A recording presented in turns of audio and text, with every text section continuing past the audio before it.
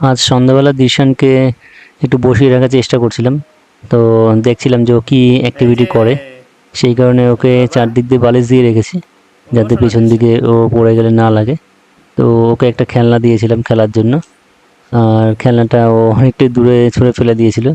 তো খেলনাটা দেখতে পাচ্ছেন ওই সামনে রয়েছে, আর সামনে রয়েছে একটা বালিশ। ওই বালিশের কাপড়ের দিকে দেখে ও কিছু একটা ভাবছিল, একটা কার্টুনের ছবি আঁকা রয়েছে।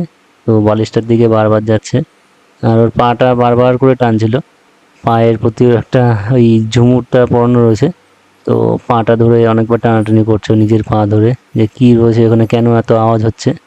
তো সেই কারণে দুটো পা ধরেই টানছে আর কি নিজে নিজেই। আর এদিকে আবার একটু নিচে হেলান দিয়ে নিচ্ছে, আবার একটু সোজা হয়ে নিচ্ছে। এই আমিও দেখছিলাম ও কী কী করে। আর এইভাবে কিছুক্ষণ শুয়ে থাকার পর নিজে থেকেই আবার উঠে পড়েছে, আর আবার খেলনার দিকে